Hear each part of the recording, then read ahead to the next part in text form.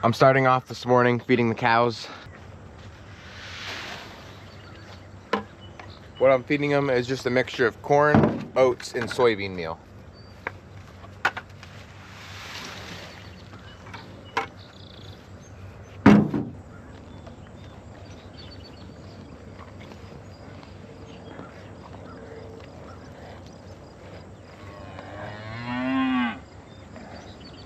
Here comes the last guy. He doesn't sound very happy. I'm just coming in here to the high tunnel. Mom's been in here for like a half hour, just trying to get some for the farm market. And so we're seeing a problem. We think just because it's so hot that they're not ripening properly. And this is what we're seeing a lot of right here. And when you cut that open, either it's just got a real hard spot on the top or it's actually got a white center in it. And the only thing we can blame it on is just being so hot in this high tunnel. We've had hotter temperatures than we've had in a long time for a very long period of time. And these tomatoes are just really stressed out. It's definitely not that they didn't have the water. It's definitely not that they don't have the nutrients they need. It's just, you know, stress. So a lot of these tomatoes we're probably just gonna end up throwing away because there's nothing we can do with that. But it's the ones down under, hidden by more foliage, just on the ground a little bit cooler, that are the best ones. And that's what she's picking for the farm market. And so it's a shame because as you can see, there is just hundreds and hundreds of tomatoes, but some of those are definitely gonna have to be thrown out. We do have 3 boxes of green tomatoes ordered tomorrow for the Scranton Farmers Market, so that's what I'm gonna work on right now.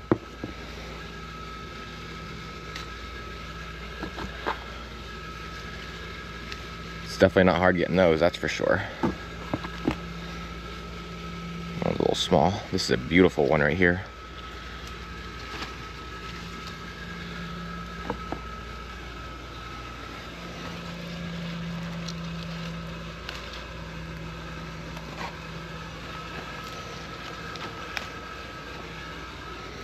Today's gonna be another brutal day for heat.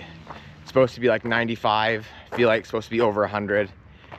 And so we're trying to get a lot of our like very labor intensive jobs done first, just so we're not dying in the afternoon. But Mom's gonna finish up the tomatoes in the high tunnel. I've got to cultivate the red beets because we're supposed to be getting rain tomorrow. And I wanna go lift up some plastic in the old strawberry field so the guys can work on that. Again, I don't know if we'll have them work on it today just because it's so hot, but at least it'll be up and the job will be ready for whenever we want them to do it. Before I do any of that though, I wanted to come in here to the barn and we'll first actually open up the barn doors just so that the garlic back in here can keep airing out with the wind blowing through. And if you haven't seen it, I'm gonna show you right now. This is our complete 2024 garlic harvest.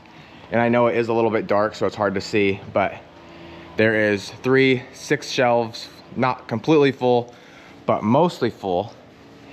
And when we brought these in here, the tops were pretty green. Now you can see how they're nice and yellow. They're drying nice and properly. I was actually thinking about opening this door right here. If I can get it. Maybe I can't get it. That way, that'll allow more airflow into this garlic. Actually, that's really nice. And just look at these bulbs, some of the nicest we've ever had. And so this is only a fraction of it. The rest is over here.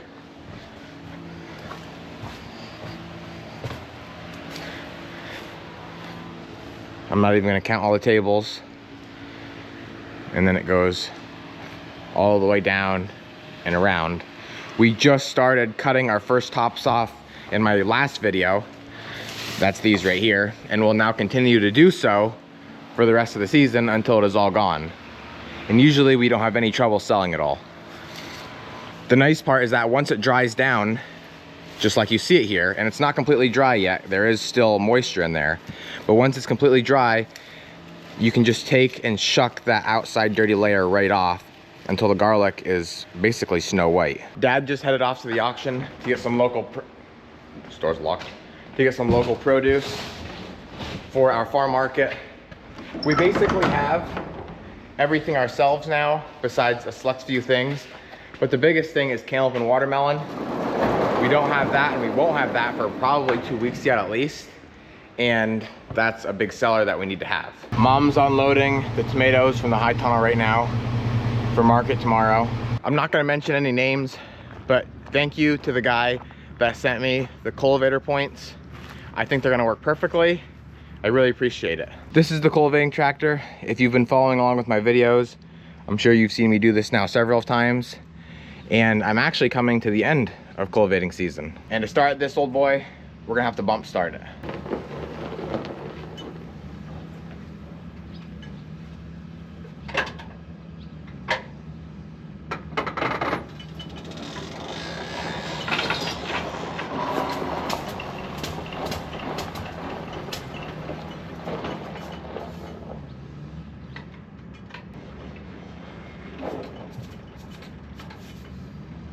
As you can see, I was having some complications bump starting it down that hill. I got down to this little flat area where I actually had to push it a little bit and then go down one other small hill, which was my last chance, but finally I got it to start.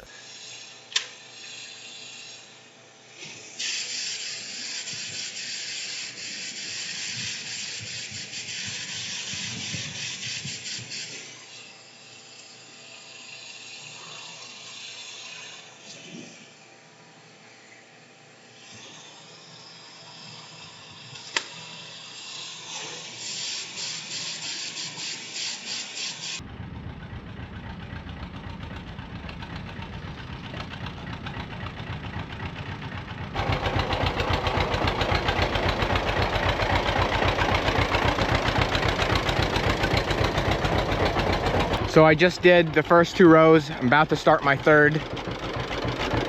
It's doing a really good job. Obviously, I can't get any of these weeds out here. I might try and just weed whack them off or something. But as far as the little weeds that I was seeing, they are no more. This is what it looks like before I go through, right here, and this is after. So some of these big weeds I might not get fully, but I'm hopefully gonna get most of them. And these little tiny ones, I don't even think they stand a chance. This will probably be the last time I cultivate these for the season. This is like the 3rd, I think, time now I'm going through, maybe the 4th.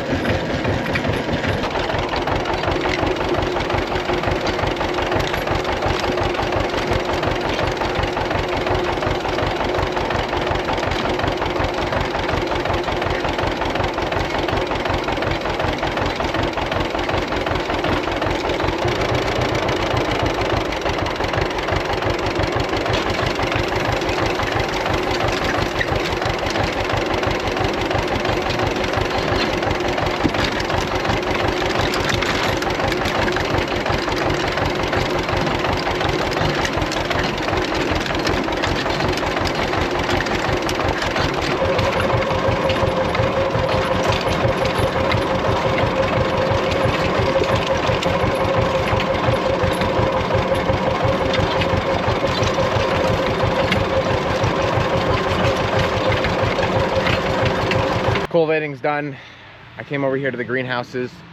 We have our late season cabbage, cauliflower, kale, kohlrabi plants that we're still watering, that we're gonna be putting in the ground hopefully within the next couple days. And if you can see that, the dirt is dry. They're just starting to get a little bit wilty, meaning that it is definitely time to water both of these wagons. And I actually just looked over here, and this is our little test plot of the seeds that we're doing. If you haven't been following along in like my last 2 videos, I accidentally left, well, I didn't accidentally leave, but I had seeds in a mini fridge in our greenhouse that I was using all season long. The fridge was obviously running. We were keeping it at around 50 to 60 degrees, which is a good temperature to store your seeds at. Well, anyway, I don't know if it was because we had lightning or what happened, but the fridge died and it got extremely hot, like almost up to 120 degrees in that fridge with the seeds in there. And we were nervous that it might have ruined the seeds, killed the germination. And so that's what we have here is a little test plot to see if they're gonna work or grow. And if they don't, that means we gotta buy more seeds because we still have to put more seeds in the soil for our late season pickle, cucumber, and zucchini patch and another batch of sunflowers. And so that's what Sammy has labeled here. This is the pickle seeds in the cucumbers, which you can see they're coming up, which is awesome. And here is the sunflowers, which are coming up as well. So that's really cool to see.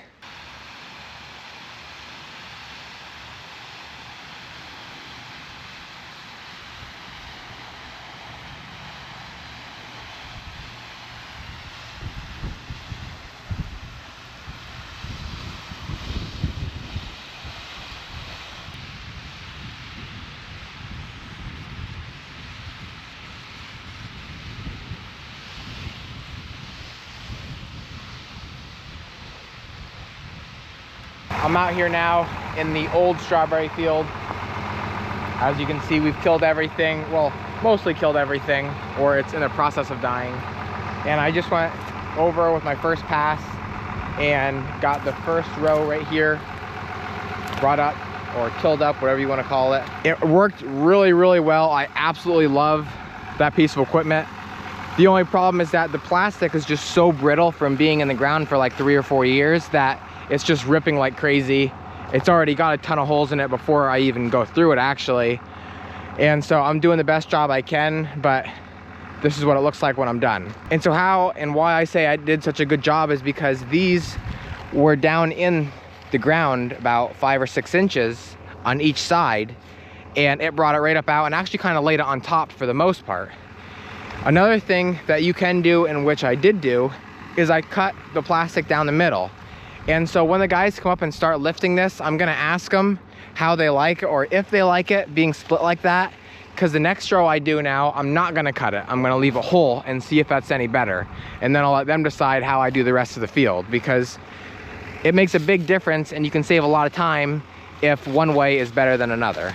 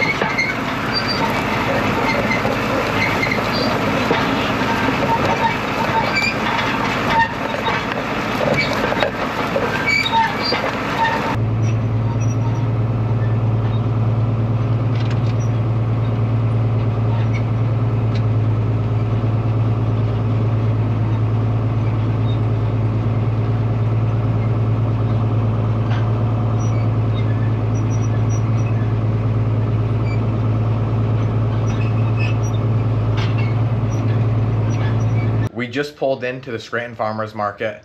This is my first day here, but the second day the market is open. This is the load that we have packed. Sweet corn, onions, beans, cabbage, kohlrabi, kale, broccoli, I don't know if I mentioned, garlic, blueberries, green tomatoes, red tomatoes, and a couple other things. We actually showed up pretty early. This is what the farm market looks like. It'll be filling up here within the next hour with all the vendors and hopefully customers. We have everything packed on pallets, which makes it really nice for unloading. We just take the pallet jack, wheel it out onto the lift gate, drop it down, and then just place the pallets around wherever we need them, and then we can fill our tables.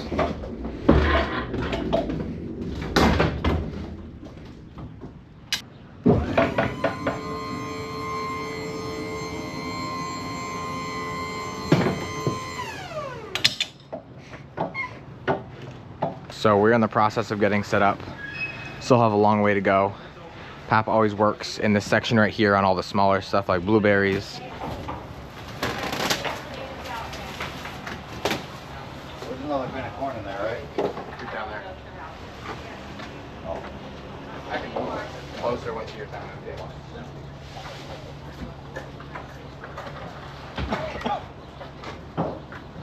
So we just got completely set up with what we have.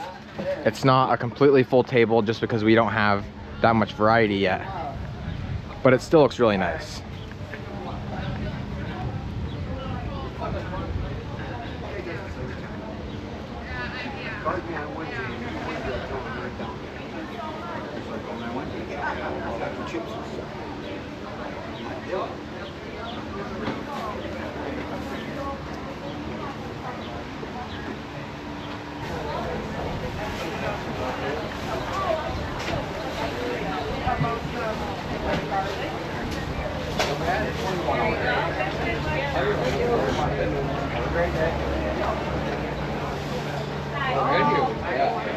All the way down, yep. We have the world press report.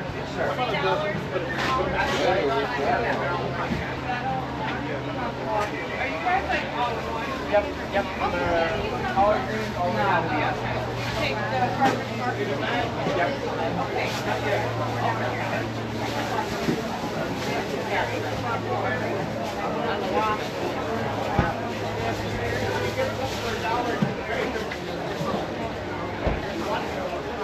So we're like halfway through the day. We got really busy. I really didn't even have time to record anything. And now the rain is starting to hit. We just had a little storm and I think we're supposed to be getting more. The market really cleared out and so did a lot of our produce. So I quick hurried up and got all the empties on here. We already sold out of the corn. This is a lot of empty boxes from pickles and onions, eggplant, all that kind of stuff. Here's just some crates. And we basically left everything that we really need out there. That way, in case it does pour, everything doesn't get wet. We're getting the rain that we need. Huh? I said, I hope we're getting this at home. Maybe not quite so hard. That's what I'm calling now.